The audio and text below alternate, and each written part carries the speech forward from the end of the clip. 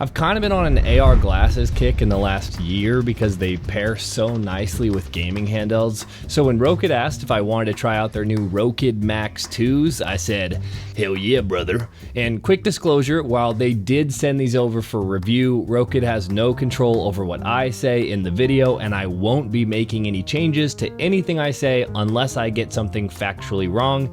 These are all just my opinions and my thoughts. All right, let's go. These are the lightest AR glasses I have personally ever used, and where with a lot of tech devices being lightweight is a nice to have, but it's not necessary, on AR glasses, it's a huge deal. I've tried a couple AR glasses that have had amazing features, but because they were so heavy, I couldn't really wear them comfortably, and it was immediately a deal breaker for me, or at least after wearing them for like 20 minutes.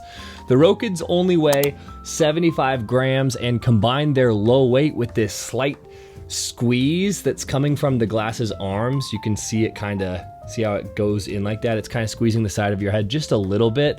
Combine those two factors and these are some of the most comfortable AR glasses that I have ever used. That being said, they still are about double the weight of my regular glasses, and after an hour or so, the bridge of my nose usually gets sore right around here, right where the nose piece sits. So usually what I do is just take them off for a minute or two and then my nose starts feeling fine, but they do still hurt my nose a little bit. If you pair the Max 2s with the Station 2, you get a whole bunch of functionality, like getting up to 3 individual screens, so you can do some real multitasking, and it also enables some sneaky augmented reality spatial features like spatial videos, which is similar to what Apple's Vision Pro does.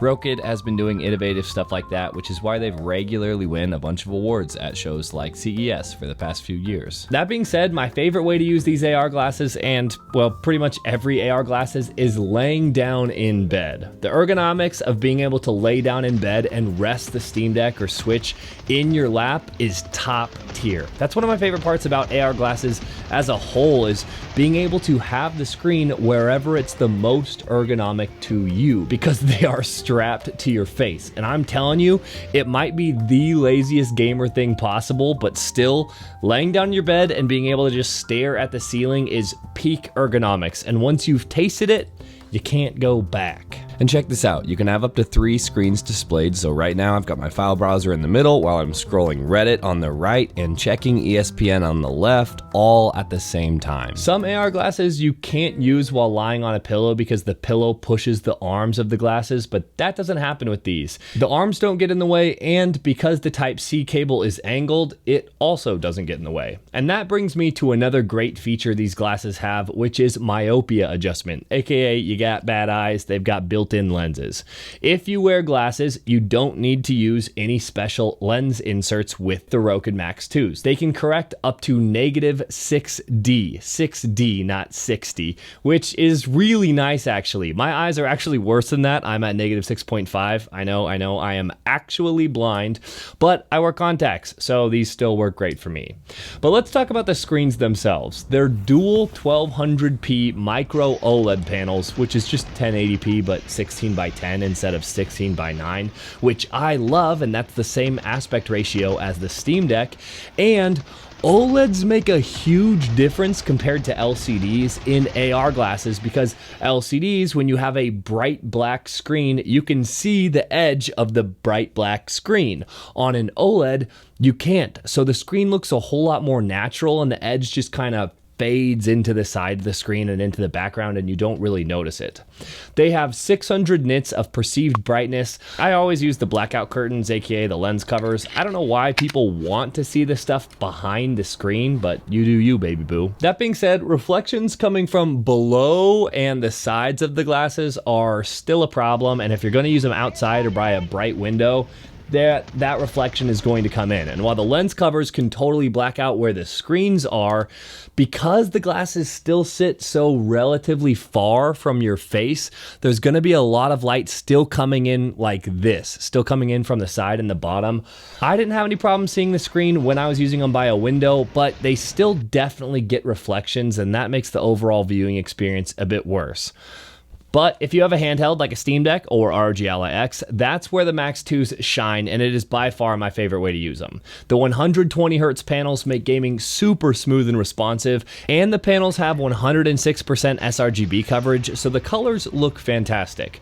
With the Steam Deck, it's totally plug and play. The first time you plug in the Rokids to the Steam Deck, it just works. There is no fiddling whatsoever. And Rokid says these glasses give you a 215-inch screen, or 300 inches in giant screen mode, which you can get with the Spatial set, which is the Max 2 glasses plus the Station 2. Which, I get it, marketers gotta market, but that number means nothing to me without context.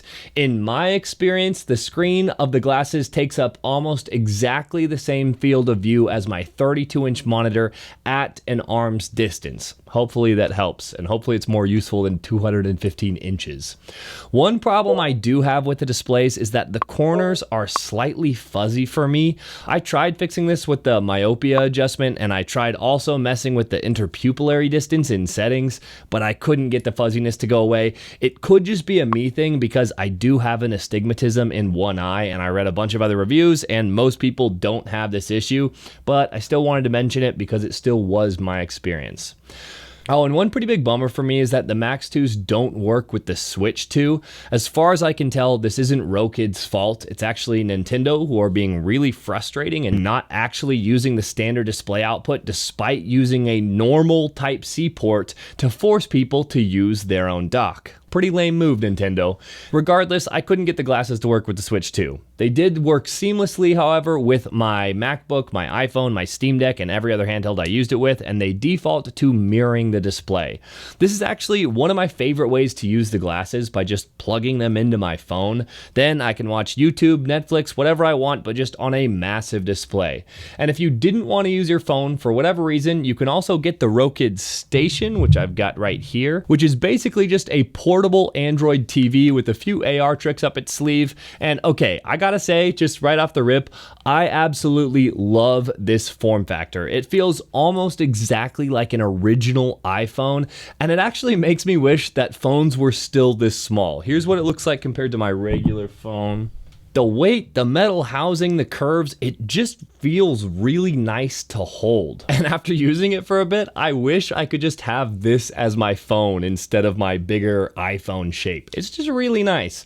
The whole top part functions like a touchpad, which you can use to navigate the OS, or my preferred way, you can turn it into a laser pointer and get around that way. I don't know why, maybe it's because I played Wii when I was younger, but I really like the laser pointer method. You can use Rokid's own app store, which is pretty limited, or you can just use the Google Play Store, and that's got everything you could ever want. And the Station claims to have 5 hours of battery life, which is actually pretty great considering how small it is.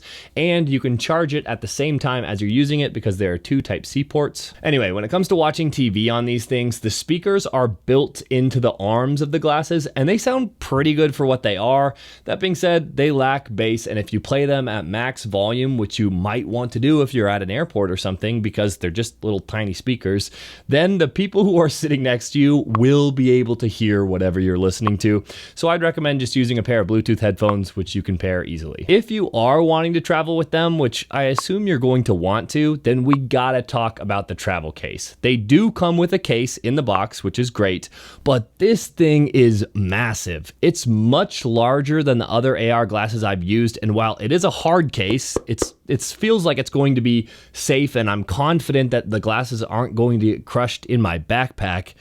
Man, this case is big, and it's a real bummer for me because traveling with these glasses is one of my favorite features because you can have a giant gaming screen for whatever you want to do on your flight, but the case just takes up so much room in my backpack. Although one big caveat is the Rokid case does have room for the Rokid Station, whereas these other cases don't. And we got to get this out of the way. If you're wearing these things in public, they aren't that weird looking. I think the public is generally used to seeing big chunky tech glasses on, but they're still pretty dorky looking for no other reason than they just sit so far off your face. They don't sit like glasses where it's pretty close. They sit away from your face a good amount, and I think they look kind of nerdy. I'm getting used to it. I still like wearing AR glasses because I like the features, but yeah, they do look weird. And you can see here they have an active mode and a reading mode, and both of those help with seeing the display depending on what you're doing.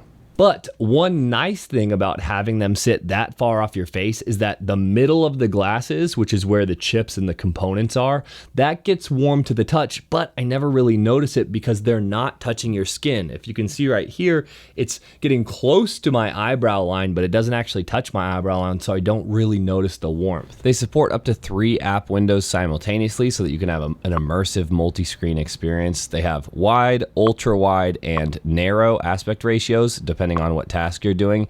And you can watch videos, reply to messages, and browse without switching tabs. And now we got to talk about value, which is difficult for AR glasses in general. The Max 2s are coming in at just over $400, which if you compare them to something like the Apple Vision Pro, which costs $3,500, then it looks like a great deal. And yeah, they are very different products, but still. If you're thinking of them as just a Steam Deck or ROG Ally X accessory, that's a really expensive accessory.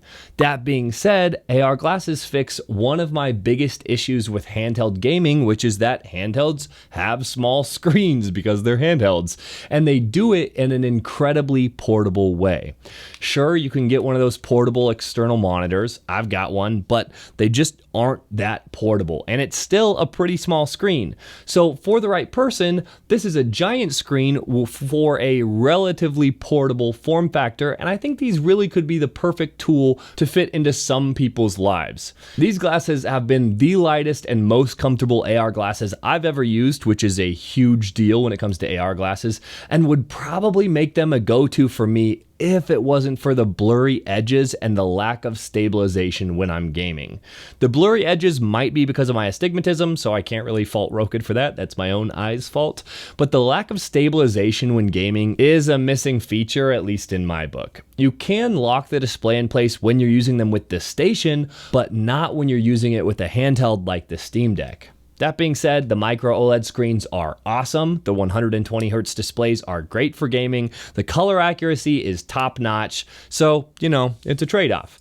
If you want to check them out for yourself, I'll leave them linked below so you can see why they won Best of CES awards from a bunch of different publications. And if you have any questions about the glasses, let me know. All right, see you on the next one. Peace. I feel like if I was going to make a low-budget Ant-Man, these are what I would use for the mask. Oh, God, okay.